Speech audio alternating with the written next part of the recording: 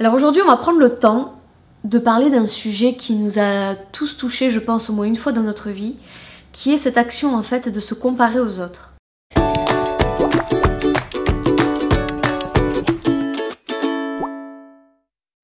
On s'est tous au moins déjà dit une fois: oh la chance, regarde la voiture qu'il a, regarde avec qui elle sort, regarde comment elle est foutue, etc. etc. Avec toujours ce côté envieux. Et parfois en fait, ce simple côté envieux peut se transformer en jalousie et en colère qui va vous abîmer petit à petit, qui est vraiment déconstructif pour votre développement personnel. Alors se comparer aux autres en soi, c'est pas si mauvais que ça si on s'en sert comme un stimuli pour s'améliorer soi-même. Par contre, ça le devient si en vous comparant, vous ressentez un sentiment d'échec personnel ou bien de rabaissement. Alors peut-être que dit comme ça, vous avez l'impression qu'il n'y a aucune issue et que c'est une fatalité, alors qu'en fait non, il y a vraiment de bons réflexes à adopter pour mettre de côté ces petits travers. Alors la première des choses que moi je serais amenée à vous suggérer, ce sera vraiment de prendre une feuille blanche avec un crayon et de faire une liste vous définissant à partir d'adjectifs positifs si possible, c'est d'ailleurs même des adjectifs positifs absolument. Alors par exemple, si je devais me décrire moi-même sur cette feuille, je pense que je noterais attentive, créative, ouverte, à l'écoute, vous voyez. Vous rédigez cette liste qui n'est pas censée être longue comme le bras, même si vous avez qu'un seul adjectif. Le plus important en fait, c'est vraiment de croire et d'être convaincu que ce que vous avez écrit sur vous est la réalité. Et ensuite viendra la question, qu'est-ce que tu veux vraiment avoir que tu n'as pas déjà?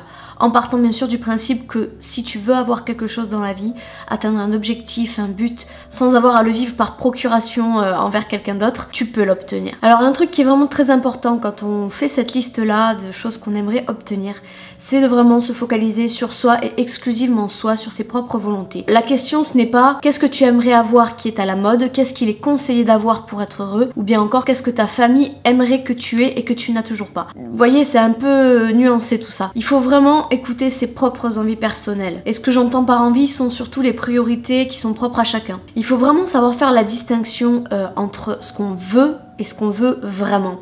Parce que dès notre plus jeune âge, en fait, si vous voulez, on a été conditionné pour se construire en fonction des envies et de la volonté d'autrui. C'est pour ça que la vie des autres est aussi important. Pour vous donner un exemple tout bête, lorsque vous êtes enfant et que vous êtes en pleine phase de construction personnelle, de développement personnel, vous agissez bien souvent en fonction de ce que votre parent, vos parents, votre entourage attendent de vous. C'est pour ça qu'on se compare en permanence aux autres, parce que on nous fera toujours remarquer ce genre de détails du genre « Regarde l'enfant comme il est sage, c'est comme ça que tu dois être. Regarde l'enfant comme il est poli, c'est comme ça que tu dois dire, etc. etc. » Donc en allant du plus subjectif au moins subjectif bien sûr. Là je vous l'illustre, c'est un exemple parmi tant d'autres. Et ensuite en fonction de vos réponses, il va vraiment falloir passer à l'action le plus rapidement possible. Pourquoi passer à l'action le plus rapidement possible? Parce que le fait de rester passif ne vous prouvera jamais que vous avez eu raison de vous être fait confiance à ce moment précis, à cet instant présent. Alors je le rappelle, se comparer aux autres de manière saine, ça peut vraiment, réellement être bénéfique pour vous, parce que ça peut être un moyen de vous accompagner dans vos objectifs personnels. On a besoin de modèles.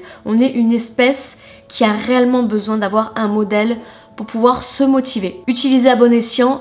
Où est le problème? La clé de la réussite, je pense, c'est de vraiment changer son angle de perception par rapport à soi et par rapport aux autres. C'est-à-dire qu'il est plus important de se faire passer soi-même en priorité au niveau de nos envies, de nos réels désirs, plutôt que de l'image qu'on a des autres. J'espère que vous arrivez à voir et à comprendre les nuances que j'essaie de vous exposer, même si c'est fait de manière assez maladroite. N'oubliez jamais de toute façon que si vous avez déjà un intérêt à quelque chose, que vous portez un intérêt, je ne sais pas, à une activité ou à un mode de vie en particulier, c'est que quelque part ça sommeille déjà en vous et ça ne demande qu'à s'exprimer. Parfois on ne sait pas comment s'y prendre, on ne sait pas comment faire, donc c'est pour ça qu'on a besoin d'inspiration. Sachez détourner ce mauvais réflexe de la comparaison envers autrui à bon escient, donc c'est-à-dire inspirez-vous, mais surtout ne rêvez pas votre vie à travers celle des autres. Ne vivez pas par procuration. Dès que vous arriverez à faire basculer cet angle de perception, votre vie ne sera que changée, je pense, et sera plus bénéfique pour vous et aussi votre entourage de manière indirecte. Voilà, j'espère que la vidéo vous aura intéressé. N'hésitez pas à me dire en commentaire, à me partager vos expériences ou me donner votre ressenti sur la façon dont vous prenez vos décisions personnelles par exemple, si vous aussi ça vous arrive d'être envieux envers des personnes, si vous êtes plutôt du genre à raisonner de la bonne façon ou de la mauvaise. Voilà, n'hésitez pas à vous exprimer, c'est fait pour ça. Rejoignez-moi aussi si vous en avez envie sur ma page Facebook ainsi que sur mon compte Instagram qui sont des comptes très actifs. Je vous fais d'énormes bisous, je vous dis à bientôt pour une prochaine vidéo. Il y a vraiment de bons réflexes à adopter pour mettre de côté ces mauvais réflexes.